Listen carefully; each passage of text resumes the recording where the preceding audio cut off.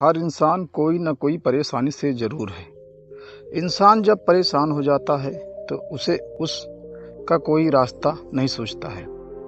मगर जब आपको कोई रास्ता समझ में ना आए तो एक बार आप खाटू श्याम ज़रूर जाएं, क्योंकि लोग कहते हैं कि हारे का सहारा बाबा खाटू श्याम हमारा।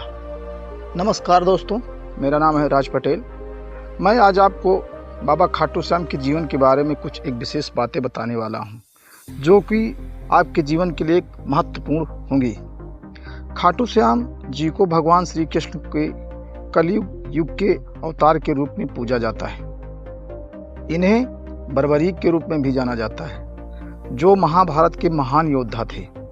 खाटू श्याम जी की कथा हमें भक्ति, त्याग और समर्पण का संदेश देती है। हम आपको खाटू श्याम बाबा की पूरी कथा प्रस्तुत कर रहे हैं।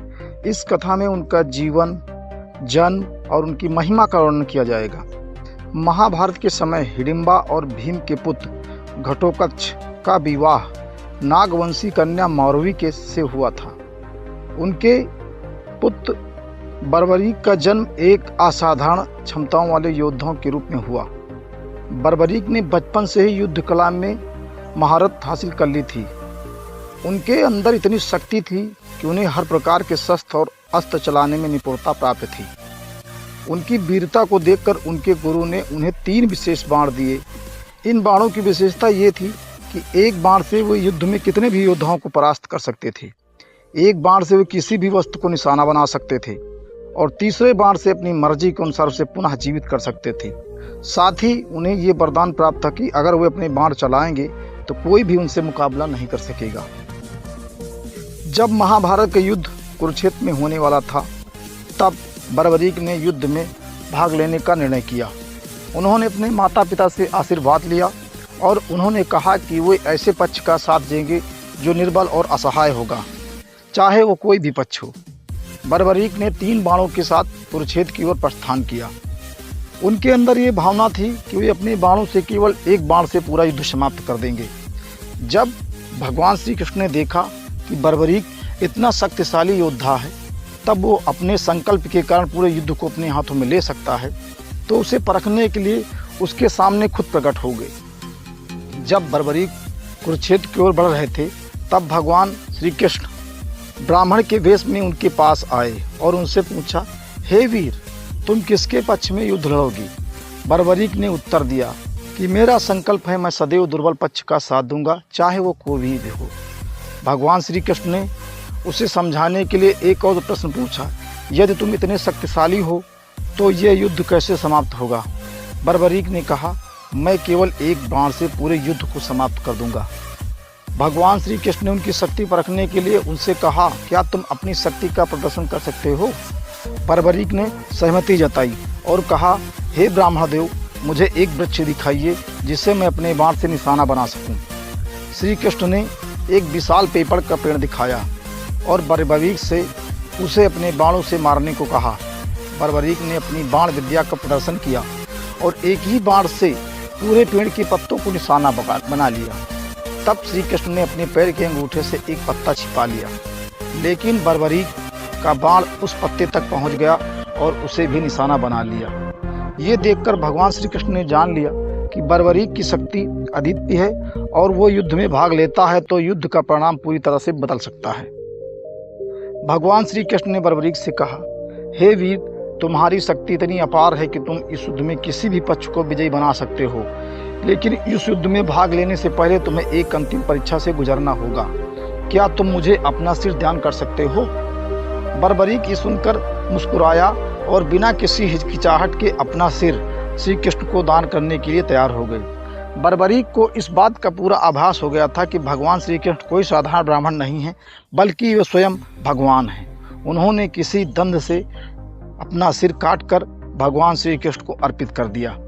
श्री कृष्ण ने उनके इस महान बलिदान को स्वीकार किया और कहा, हे बर्बरीक, तुमने अद्वितीय त्याग किया है। मैं तुम्हें आशीर्वाद देता हूँ कि कलयुग में लोग तुम्हें श्याम के नाम से पूजेंगे। तुम अपनी भक्ति और कृपा से भक्तों की सभी मनोकामनाएं पूरी करोगे। इसके बाद भगवान श्री कृष्ण ने बर्बरीक के सर को आम्रत्व प्रदान किया और उसे एक ऊंचे पर्वत पर स्थापित कर दिया ताकि वो महाभारत के युद्ध का साक्षी बन सके। बर्बरीक का सिर ऊंचे स्थान पर रखा गया, जहां से उन्होंने महाभारत के पूरे युद्ध को देखा। जब युद्ध समाप्त हो गया तब पांडवों ने भगवान श्री कृष्ण से पूछा कि हे भगवान, ये इस युद्ध का श्रेय किसको जाता है। भगवान श्री कृष्ण ने मुस्कुराते हुए उत्तर दिया कि ये प्रश्न मायने में बर्बरीक का सिर ही उत्तर दे सकता है, क्योंकि उसने पूरा युद्ध देखा है। जब बर्बरीक का सिर पांडवों के सामने लाया गया तो उसने कहा कि इस युद्ध में जीत का श्रेय केवल और केवल भगवान कृष्ण को जाता है। उनकी रणनीति और लीला ने ही इस युद्ध को संभव बनाया है। पांडव और कौरव केवल साधन थे, बल्कि वास्तविक विजेता श्री कृष्ण भगवान ही है। महाभारत के युद्ध के बाद बर्बरीक का सिर एक पवित्र स्थान पर स्थापित किया गया, जिसे आज खाटू नगरी के नाम से जाना जाता है। ये स्थान राजस्थान के सीकर जिले में स्थित है। यहाँ बर्बरीक को खाटू श्याम जी के रूप में पूजा जाता है। कहा जाता है कि बर्बरीक का सिर कलयुग में पुनः प्रकट हुआ। इसकी दिव्यता और भक्ति को पहचानते हुए लोगों ने यहाँ एक मंदिर की स्थापना की, जो आज खाटू श्याम जी का प्रमुख मंदिर है। खाटू श्याम जी की महिमा आज भी असीम है। उनकी कृपा से भक्तों की सभी मनोकामनाएं पूरी होती हैं। कहते हैं कि जो सच्चे मन से उनकी भक्ति करता है, उनकी सभी इच्छाएं पूर्ण होती हैं।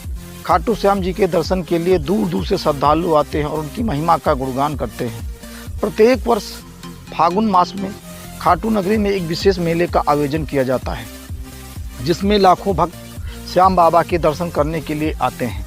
भक्तजन खाटू श्याम जी के जयकारे लगाते हुए वहां पहुंचते हैं और उनकी कृपा प्राप्त करने के लिए रात भर भजन कीर्तन करते हैं। खाटू श्याम बाबा की ये कथा न केवल महाभारत के इतिहास के एक महत्वपूर्ण अंग है, बल्कि ये भक्ति, त्याग और भगवान के प्रति समर्पण का प्रतीक भी है। खाटू श्याम जी का जीवन हमें सिखाता है कि सच्ची भक्ति में शक्ति है और जो व्यक्ति ईश्वर की भक्ति करता है वो जीवन में किसी भी परिस्थिति का सामना कर सकता है। खाटू श्याम बाबा को कलयुग का भगवान माना जाता है और इनकी कृपा से भक्तों के सभी कष्ट दूर होती हैं। इनकी महिमा और आशीर्वाद से जीवन की सभी समस्याओं का समाधान होता है। इसीलिए कहते हैं कि हारे का सहारा खाटू श्याम बाबा हमारा। जय श्री खाटू श्याम।